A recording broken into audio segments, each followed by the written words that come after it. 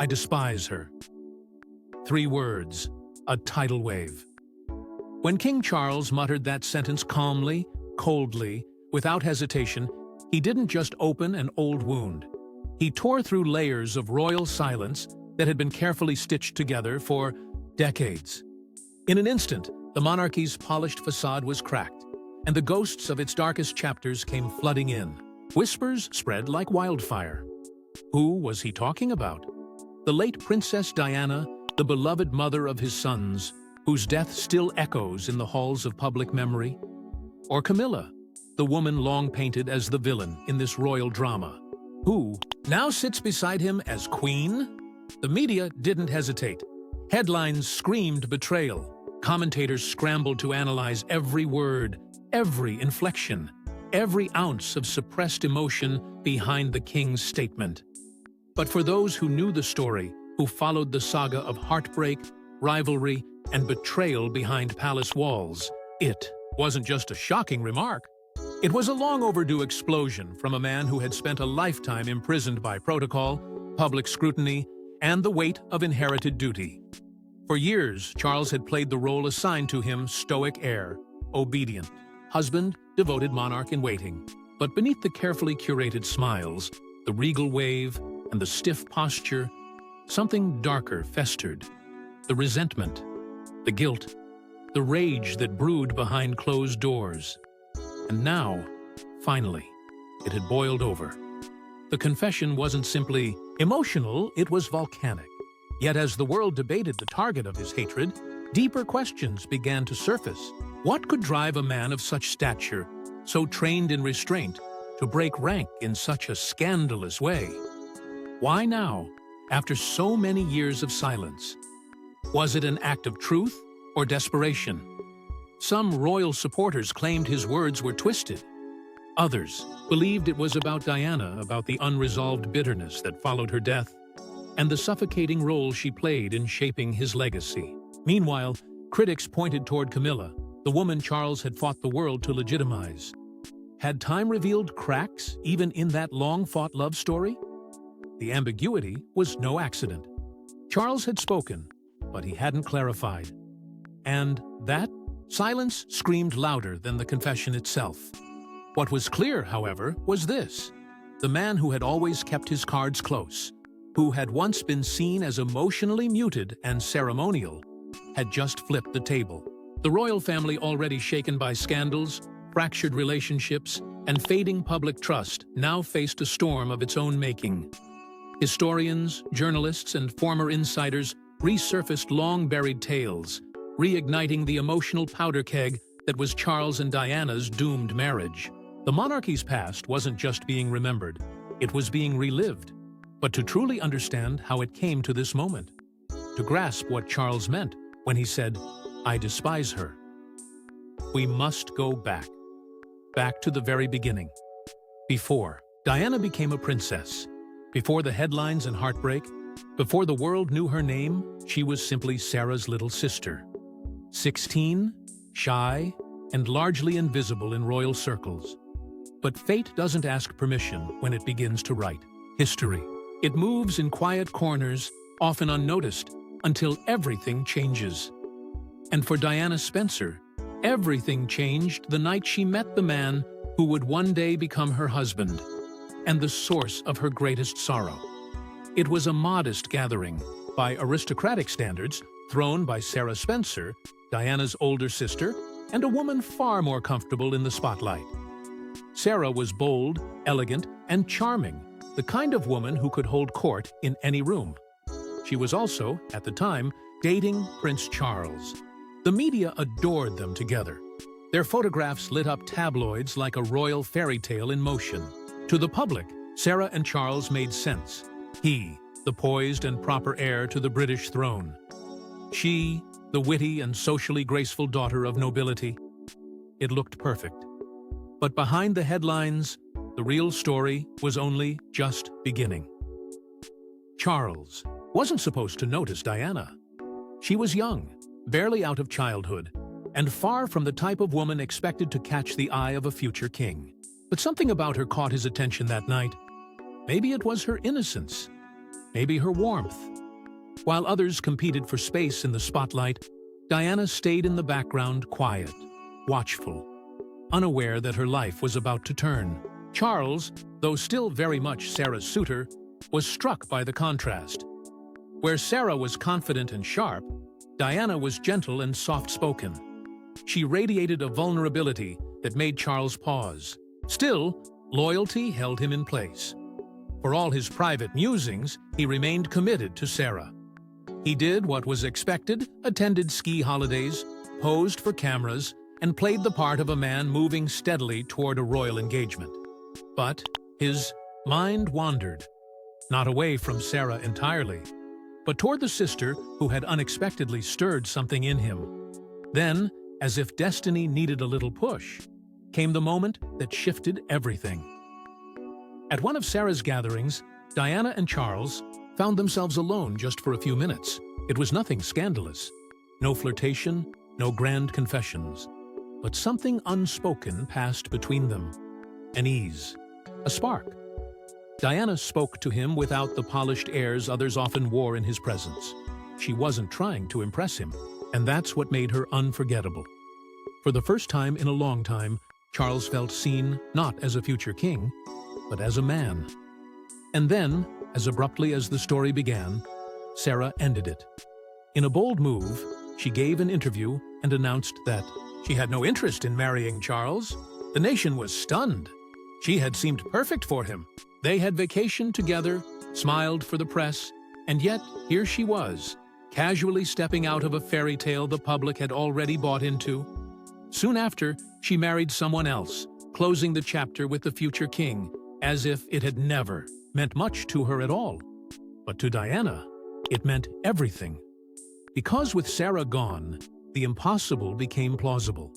The sister in the background now stood at the edge of a royal spotlight, and the path ahead, once unthinkable, was suddenly open, not only to Charles, but to the monarchy itself, which had been watching closely.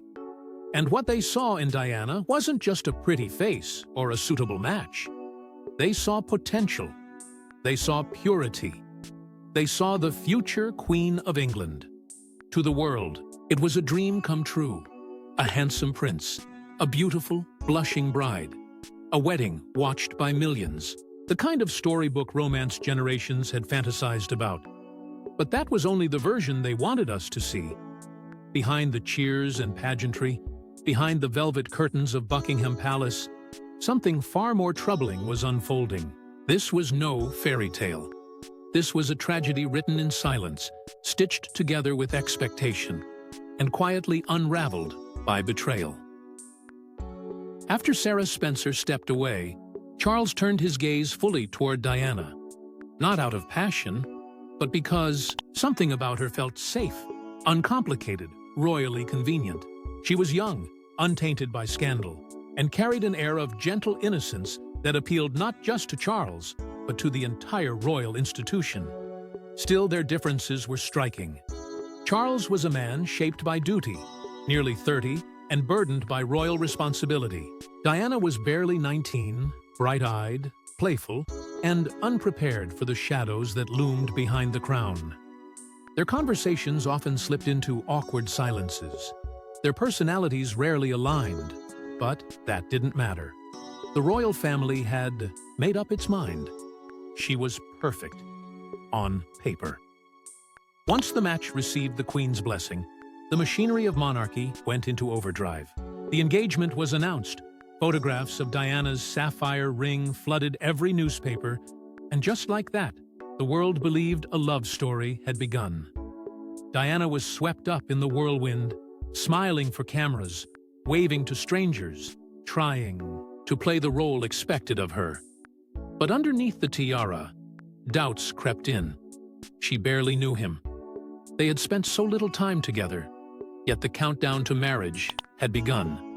Then came the first crack in the glass. Days before the wedding, Diana discovered something that stopped her in her tracks. Charles had given Camilla a gift, a bracelet, engraved. Not for friendship, not for closure, for something else entirely. It was a symbol of a connection that hadn't ended. Camilla wasn't a chapter from his past. She was a thread still tightly wound around his heart.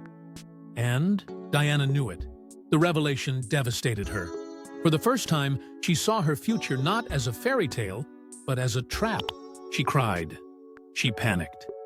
She considered calling it off. But how do you walk away from a wedding the world is waiting to see? Family pressured her. Advisors soothed her. And the weight of tradition bore down like a stone on her chest. So she smiled, through the turmoil, wore the dress, and said, "I do," while every instinct in her body screamed, "Don't." That day, the world watched a fantasy. But inside, Diana was already breaking. Because while she married a prince, she wasn't just marrying a man. She was stepping into a palace still haunted by another woman's shadow. And that shadow was growing darker with each passing day. There were 3 of us in this marriage. In 1992, the separation became official. And by 1996, the marriage that had captivated the world ended in divorce. But while the royal family moved to protect its image, Diana found something far more powerful than title's purpose. She stripped herself of royal obligations and stepped into the world not as a princess, but as a humanitarian, visiting AIDS patients when others wouldn't dare, walking through active landmine fields, embracing the sick, the forgotten, the unheard. She no longer needed a palace to be a queen. Her popularity soared. Crowds still screamed her name. Cameras still chased her every move. But now, she wasn't performing. She was leading. She was healing.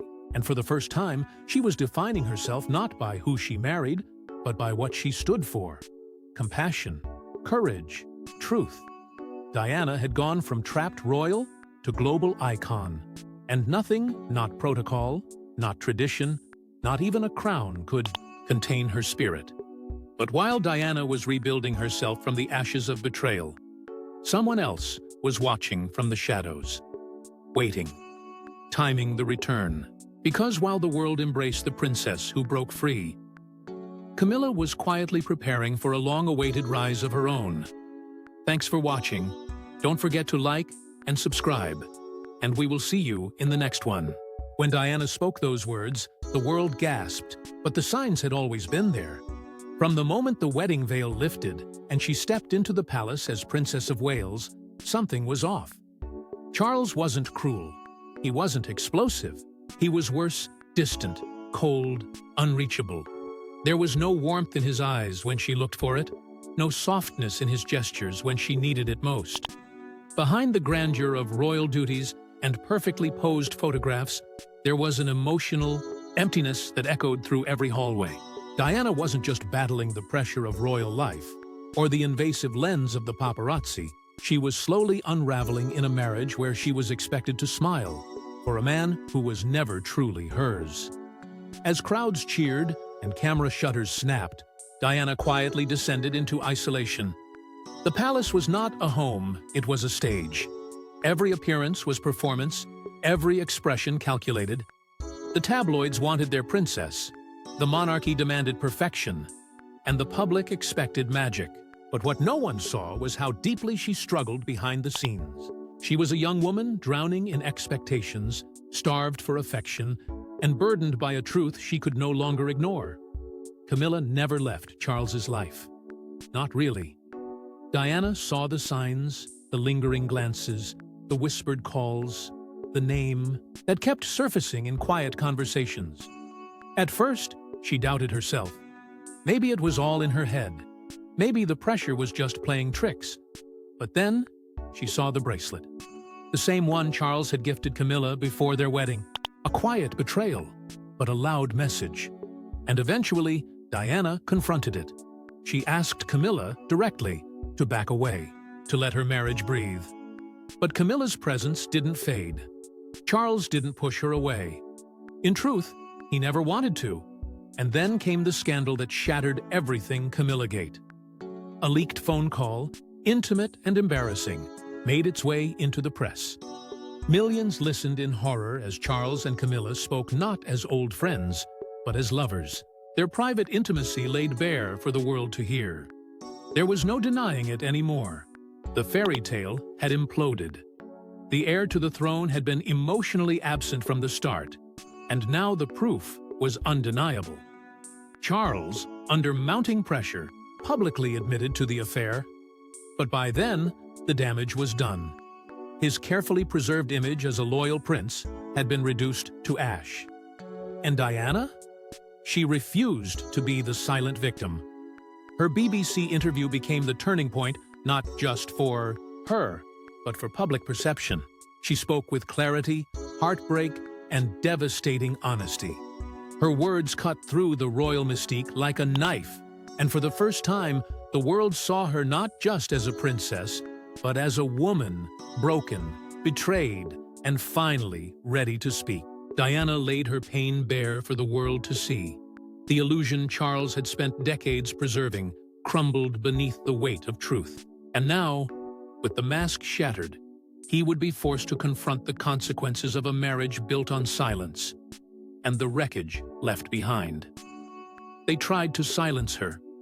They told her to smile, wave, and pretend, to stay within the walls of royalty and never let the world see what was breaking her apart inside. But Diana Spencer refused to disappear behind the crown. Instead, she became the voice of millions. A woman the world didn't just admire but needed. Because when she chose to speak, she didn't just tell her story.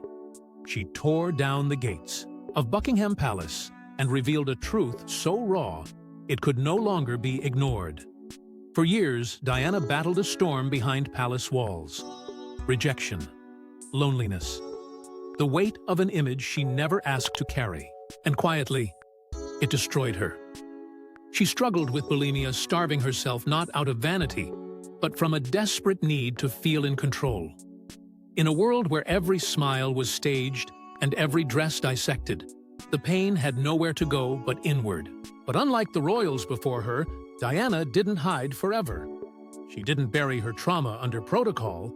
She opened her heart, and the world listened. In her famous BBC interview, she spoke with a kind of bravery that shattered tradition. Royals weren't supposed to cry. They weren't supposed to admit weakness. But Diana did both, and in doing so, gave strength to those who had none.